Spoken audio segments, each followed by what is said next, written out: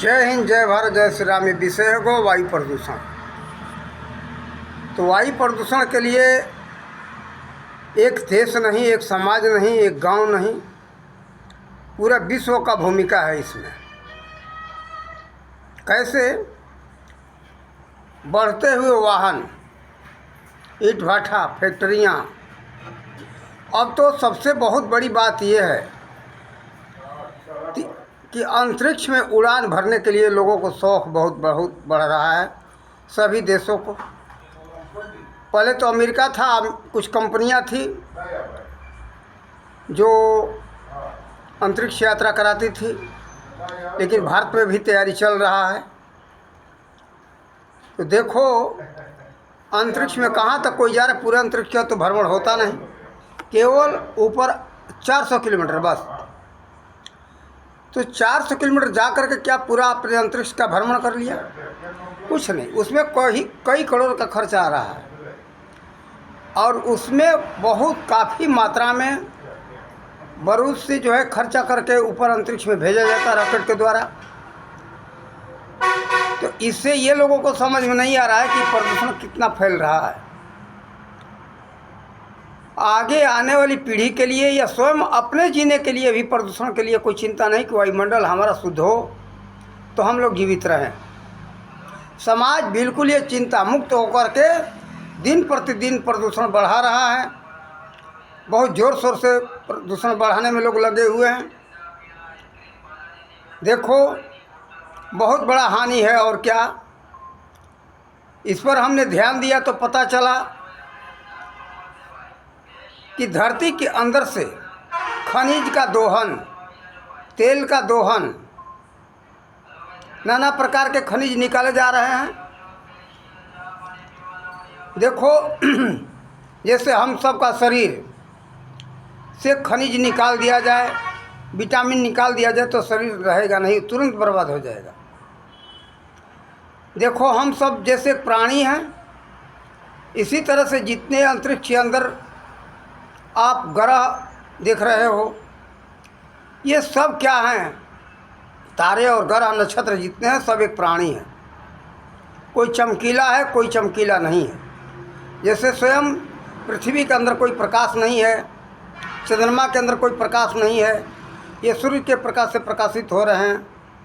और कुछ तारे हैं अंतरिक्ष में जो कि स्वयं प्रकाश से प्रकाशित हो रहे हैं। जैसे सूरज है, एक तारा है, तो स्वयं अपने प्रकाश से प्रकाशित होता है। देखो, ये सब के सब एक प्राणी है। तो इसमें से खनिज और विटामिन निकाल लिया जाएगा तो भी बीमार होंगे। आज देखो, यही कारण है कि धरती में गर्मी बढ़ती जा रही है। उस गर्मी से क्या होगा? ज्वालामुखी प्रज्वलित होगा और जगह जगह फटेगा, भूकंप आएगा। देखो, इसी सब प्रदूषण का ही हिस्सा है ये। उसी के कारण जो है कि असमय वर्षा, असमय जो है गर्मी, असमय ठंड हो रहा है। देखो, असमय वर्षा होगा तो बर्बादी होगी, असमय ठंड होगा तो भी बर्बादी होगी, असमय गर्मी होगा तो बर्बादी होगी। सब अपने अपने समय पर होना चाहिए, तो हम सब प्राणी सुरक्षित रह सकते हैं। इस पर हमारे समाज को चिंता करना चाहिए, पूरे विश्ववासियों को। लेकिन कोई चिंता नहीं करता। आज हमारे समाज में ये देखते कि दीपावली के समय हो या कोई शादी विवाह का प्रसंग हो या कोई उत्सव हो, अंधाधुंध आतिशबाजी हो रही है, तो पटाखे छोड़े जा रहे हैं। उस पटाखों से क्या हो रहा है? प्रदूषण मुक्त कर रहे हो आप वायुमंडल को? नहीं, प्रदूषण आप लोग बढ़ा रहे हो। समाज क्या कहता? हम सब शिक्षित हैं, शिक्षा का यही पहचान है। देखो, पैसे वाले अपने को जो बनते कि बहुत बड़ा पैसा वाला हूँ, तो जो बहुत बड़े पैसे वाले हो, इतना दम है, तो शुद्ध देसी गाय के घी का दीपक जलाओ तो हम मानते कि बहुत बड़े पैसे वाले हो। पैसे में तुम्हारा दम है तो देसी गाय के घी से दीपक जलाओ, वही मंडल को शुद्ध करो। बहुत बड़ा बड़ा यज्ञ का आयोजन करो। देखो, वैज्ञानिकों का मत है, हमारा नहीं कहना है। वैज्ञानिक इस बात को मानते हैं, देसी गाय के घी को 1 ग्राम किसी भी तरह से जलाओ, दीपक से जलाओ या हवन में जलाओ, तो 100 किलो हवा को शुद्ध करता है।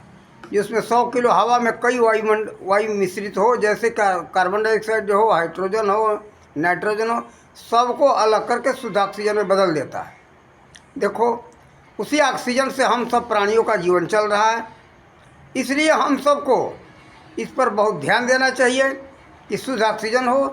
तो देखो, समय से वर्षा होगा, समय से सूखा होगा, समय से गर्मी होगी और समय से वर्षा होगा कायदे से, तो सभी प्राणी सुखी रहेंगे, अनुपज होगा, सभी लोग सुखी रहेंगे। देखो, आज पानी का संकट जो खड़ा हुआ है, सब जगह खड़ा होता जा रहा है, पानी ख़त्म हो रहा है।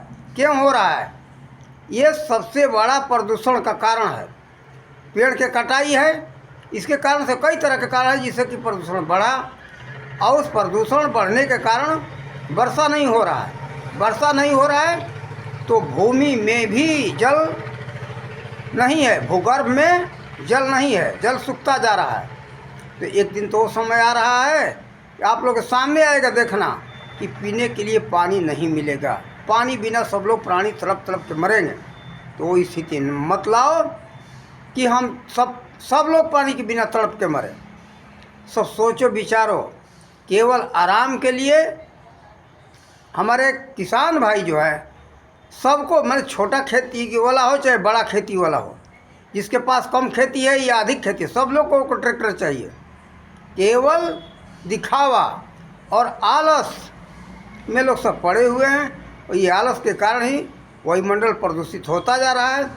प्रदूषण बढ़ने के कारण वर्षा नहीं हो रहा है, असमय वर्षा हो रहा है। अभी थोड़ा दिन पहले ये बरसात कितना हुआ गुजरात में, असमय वर्षा। इस तरह से हम अक्टूबर के अंत में वर्षा हमने नहीं देखा था कभी। इतना उम्र हमारा 68 वर्ष शुरू हो रहा है, 68 चालू हो चुका है, लेकिन 68 वर्ष के अंदर इतना हमने कभी इस समय में बरसात नहीं देखा था। ये अगस्त महीना, जुलाई अगस्त को बहुत भयंकर बरसात का महीना माना जाता है, लेकिन ऐसे महीने में इतना बरसात नहीं होता है जो अगस्त और जुलाई में, जो कि आ करके अक्टूबर के अंत में वर्षा हुआ। कितनी फसल की बर्बादी हुई। तो देखो, इसके लिए हम समाज के जिम्मेदार मानते। अब कुछ लोग केवल अपना दोष सरकार के ऊपर मढ़ते हैं कि सरकार क्या करेगा भाई? सरकार ने कहा कि प्रदूषण बढ़ाओ, प्रदूषण के लिए तो मना करता है, लेकिन कोई भी हो, सब लोग प्रदूषण फैलाने में लगे हुए हैं, एक दूसरे के ऊपर दोष ठोकते जा रहे हैं। तो देखो, ये हम शिक्षा नहीं मानते और बहुत बड़ा पैसा वाला नहीं मानते। जो लोग कहते कि मैं बहुत बड़ा पैसा वाला हूँ, दीपावली हो और होली हो या कोई भी शादी का कार्यक्रम हो, कोई भी उत्सव हो, आप लोग जो पटाखा छोड़ते हो, ये गलत है, इसमें बारूद जलता है। आप बहुत बड़े पैसे वाले हो, बहुत दम है, तो गाय के घी का दीपक जलाओ, तो मैं दम वाला समझता हूँ। अरे बहुत दम है तो करोड़ों करोड़ के मात्रा में दीपक जलाओ ना, तब मैं मानता हूँ कि बड़े पैसे वाले हो। प्रदूषण बढ़ा करके पैसे वाला बनते हो तो सबके जीवन के ऊपर संकट पहुँचा रहे हो। और कैसी शिक्षा? समाज कहता है ये शिक्षा का युग है, हम सब शिक्षित हैं। कैसे माने? मूर्खता का युग हम मानते हैं इसको। तो ये मूर्खतापूर्ण है। मूर्खतापूर्ण काम करते जाओ और अपने को शिक्षित कहते जाओ। ये कहाँ का शिक्षा? कैसे शिक्षा? शिक्षा के नाम पर मूर्खता का कार्य हो रहा है। तो हमें जो समझ में आया हमने समझाया। आप लोगों की मर्जी, जो मर्जी हो करो। तो मर्जी का ही आज यूँ हो रहा है कार्य, और सबका जीवन संकट में पड़ता जा रहा है। तो देखो, हम यही कहेंगे कि ऐसा सोचो, विचारो, हो, कार्य करो कि सबका कल्याण हो। इन्हीं शब्दों के साथ वाणी का विराम देते। जय हिंद, जय भारत, जय श्री राम।